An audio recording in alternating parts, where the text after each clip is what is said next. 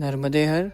आज का दिन हमारे जीवन का वह शुभ क्षण है जिसके अनुभूति शब्दों से परे है।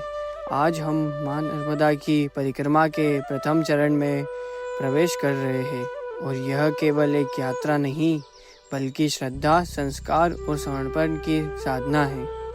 मेरे लिए यह परिक्रमा इसलिए विशेष है क्योंकि यह मेरी पहली परिक्रमा है और इस पावन यात्रा में मेरे साथ मेरे पिताजी हैं, जिनके सानिध्य में यह यात्रा और भी पवित्र और भी अर्थपूर्ण हो जाती है।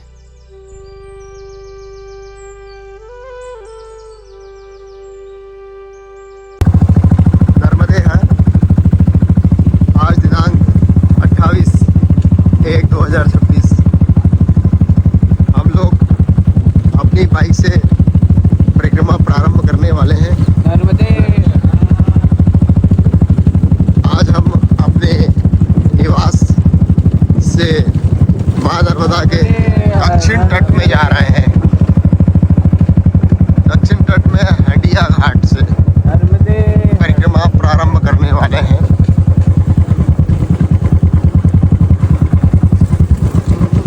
ये जो उत्तर तट का किनारा है जहाँ से हम नेमावर से ब्रिज पार करके दक्षिण तट पे पहुँचेंगे और वहाँ पर मां नर्मदा का पूजन अर्चन करके संकल्प और विधि विधान से अपनी बाइक की परिक्रमा प्रारंभ करेंगे।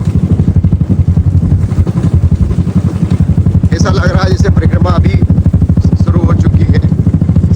सभी रास्ते में जो लोग मिल रहे हैं वो हमें नर्मदे हर कर रहे हैं। नर्मदे हर का अभिवादन और मां नर्मदा का नाम सुमिरन प्रारंभ हो चुका है। हमारी ये यात्रा 18 से 20 रोज की यात्रा होगी। शुद्ध मन और पवित्र चिंतन के साथ इसकी शुरुआत करके हमारे जो ये परिक्रमा में जितने दिन हैं उनका नियम पूर्वक पालन करते हुए सात्विक वृत्ति और प्रवृत्ति के साथ खुद को बदलने की कोशिश करेंगे हम लोग। नर्मदे हर। हम लोग नेमावर आ चुके हैं।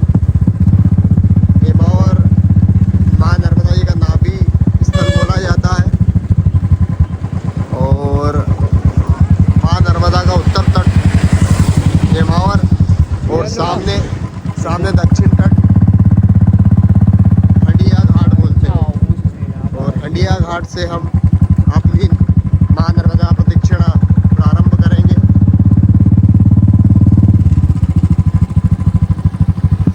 इसमें पूरा एंगल होता है ना। नर्मदे हर नर्मदे हर। हम लोग उत्तर तट से होते हुए नेमावर से होते हुए ब्रिज पार करके हंडिया दक्षिण तट जा रहे हैं। वहीं पर पूजन अर्चन करके अपनी परिक्रमा प्रारंभ करेंगे।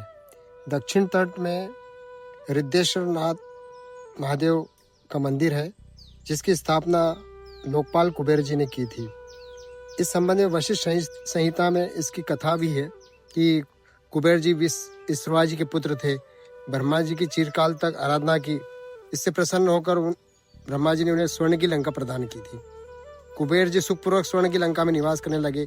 लंका का ऐश्वर्य छीन ली चढ़ाई कर कुबेर जी की लंका और पुष्पक विमान छीन लिया था रावण ने। तब कुबेर जी ने शिव जी की तपस्या की थी और तपस्या से प्रसन्न होकर भगवान महादेव ने उनको वापस अलकापुरी प्रदान की थी। और अलकापुरी प्रदान करके फिर रावण ने अलकापुरी पर चढ़ाई करी और कुबेर जी से फिर छीन लिया उसको। फिर उन्होंने नर्मदा जी के नाभि स्थल पर आकर सिद्धनाथ भगवान की आराधना की। तब भगवान महादेव प्रसन्न हुए और उन्हें आज्ञा दी कि आप उत्तर तट में सिद्धेश्वर महादेव स्थित है, आप दक्षिण तट जाकर सिद्धेश्वर महादेव की स्थापना करें, उनका पूजा अर्चन करें, आपकी सारी मनोकामना पूर्ण होगी। ऐसी कहानी कथा है।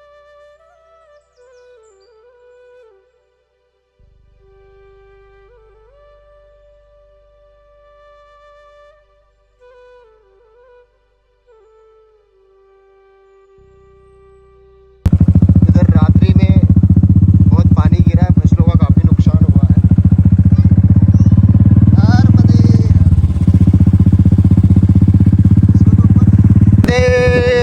नर्मदे हर पैदल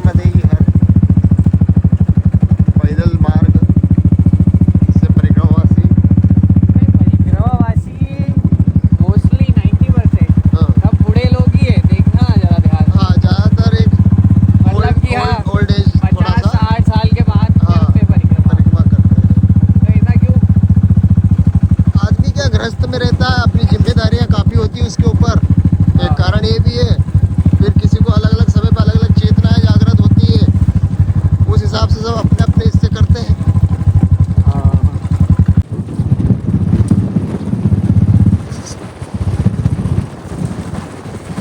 ये सोनतलई गांव है। सोनतलई गांव से होते हुए फिर क्या पहुंचना है हमें। तो बेटा अभी तो ठीक है, अब आसान हो गया है परिक्रमा करना, मतलब आज के टाइम पे। पर पहले तो बहुत मुश्किल होता होगा, जब इतनी वो सुविधा उविधा भी नहीं थी कुछ।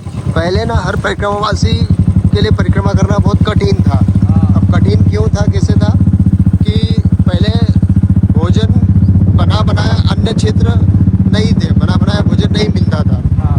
अन्य क्षेत्र बोले तो कि बना बनाया भोजन महात्माओं को पवाया जाता था, सेवा दी जाती थी। पहले सदाव्रत चलता था और मधुकरी करना पड़ती थी, भिक्षा करना पड़ता था।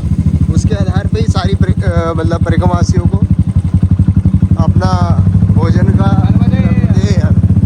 व्यवस्था प्रबंधन करना पड़ता था। तो जगह जगह जाके जहाँ भी विश्राम करते थे वहाँ से भिक्षा करते थे, या फिर जहाँ सदाव्रत मिलता था वहाँ से लेकर खुद अपने हाथों से भोजन बनाते थे। तो दिन भर चलना, फिर अपने हाथों से भोजन बनाना तो बड़ा कठिन कार्य था पहले की परिक्रमा करना। पूछो भैया नर्मदे और किधर जाना है?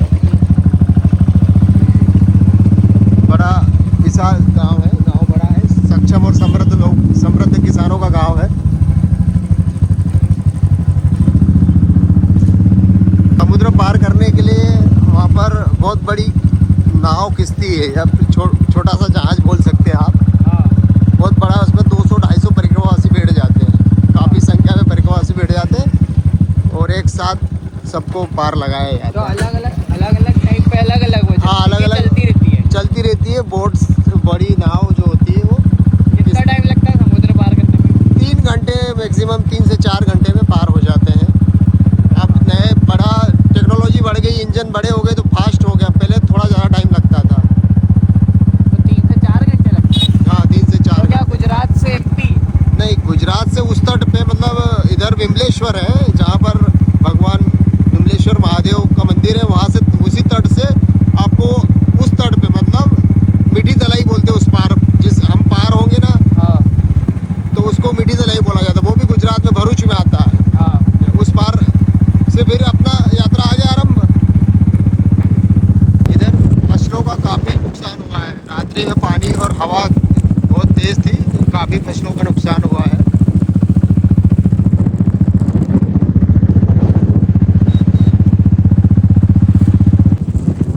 सब लोग परिक्रमा नहीं कर पाते हैं ना। जो अब जैसे आप बुलेट से अपन कर रहे हैं, बुलेट से बहुत कम लोग करते हैं, क्योंकि उसमें ज़्यादा पैसा लगता है। वो जो कर सकते हैं वो फिर उसी चीज़ में डूबे पड़े हैं, उनको इतनी बुद्धि नहीं भाई है। जो कर सकते हैं उनके पास सद्बुद्धि भी तो होना चाहिए ना, कि परिक्रमा करना, परिक्रमा माई की परिक्रमा करने का क्या भले है, परिक्रमा नहीं तो भी क्या सीख है उसके अंदर, क्या जीवन बदलता है। और परिक्रमा बाइक से करो या 4 व्हीलर से करो या बस से करो, आसान कार्य नहीं है, बहुत कठिन कार्य है परिक्रमा। तप है, साधना है, तपस्या है, तकलीफ उठाना पड़ती है, आसान नहीं परिक्रमा। मतलब पूरा होगा। अच्छा, अंडिया से आप उठाइए, हम 5 वर्ष से फिर ऐसे जाओगे।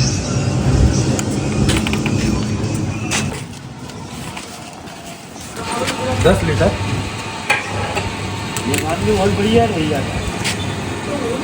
कितना दिन होगा भैया अपन से ही अभी उठाइए। आज से वहाँ से आ रहा।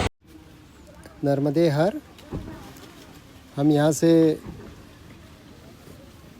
ये जो रास्ता है ये सीधा बीड़ मुंदी होते हुए सनावत जाता है।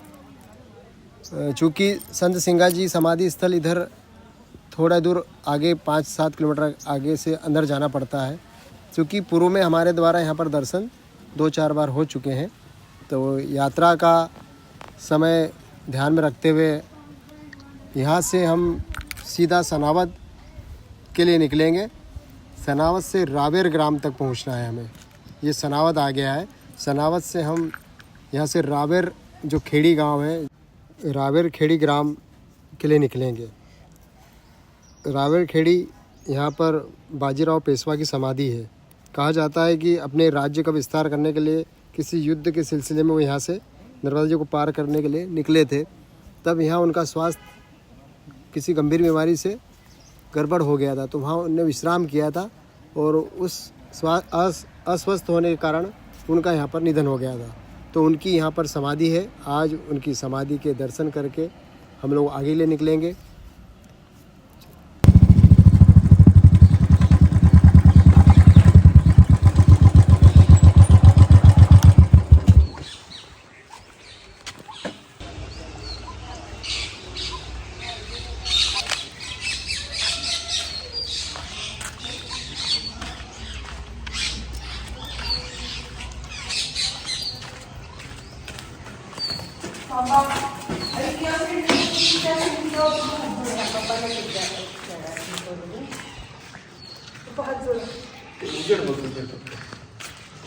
म्हणूनच तिथून चांगलं होतं ना.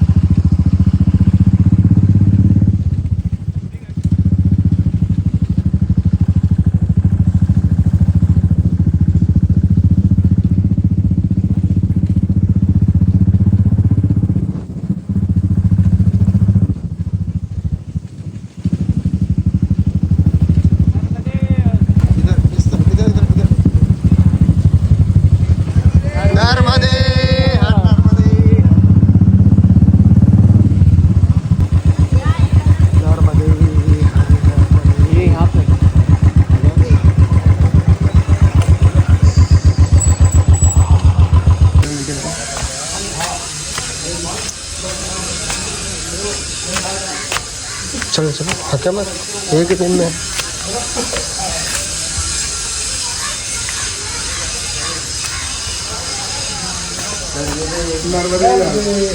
नर्मदे हर नर्मदे हर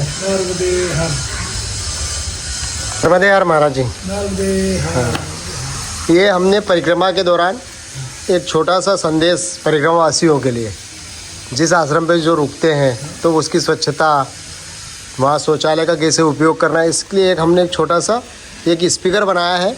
और आश्रमों पे जहाँ जा रहे हैं वहाँ वो स्पीकर भेंट करके आ रहे हो लगा के, तो उसमें इस प्रकार का एक वॉइस है कि वो बार कंटिन्यू बोलता रहेगा। जिस आश्रम ने आपको आश्रय दिया उसे गंदा छोड़ना सही नहीं है। जिस शौचालय का आप उपयोग कर रहे हैं, शौच से निवृत्त होने के बाद उसमें पर्याप्त पानी डालें। उसे स्वच्छ रखना भी सेवा है। कृपया आश्रम की स्वच्छता बनाए रखें, शौचालय को साफ रखें। धन्यवाद। जिस आश्रम ने आपको बार बार बोलता रहेगा वो। उसे अरे बेटा, गंदा पैर नहीं छोड़ना छूटे। सही नहीं है। जिस शौचालय का आप उपयोग कर बार बार वो बोलता रहेगा, उससे तो वो परिक्रमावासी सुनेंगे तो उनको लगेगा कि यार ये थोड़ा सा नया है और आश्रमों के लिए अच्छा है। तो हमने इसकी प्लानिंग करी थी और कंप्लीट करके जहाँ जा रहे हैं वहाँ सबको भेंट करके महाराज जी को। ये लाइट इसका चार्जर है, चार्जर से लाइट में इसको कनेक्ट करना है और कंटिन्यू फिक्स कर दो। अपने को दिन में सुबह बजाना 2 घंटे, शाम को बस बटन बंद कर दो। खड़े होकर दोनों हंस दो, ऐसा कैसे है?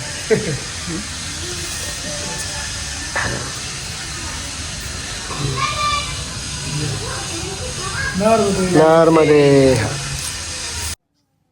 हम लोग अब बकावा से निकले हैं कसरावत के लिए। बकावा से कसरावत सड़क मार्ग से होके जा रहे हैं। कसरावत पहुंचने वाले हैं। कसरावत में हमारे मामा श्री जी द्वारा हमारा स्वागत किया गया।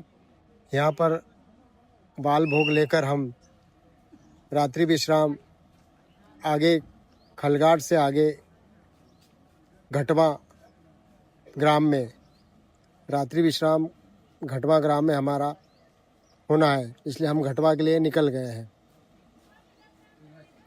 लो नर्मदे हर।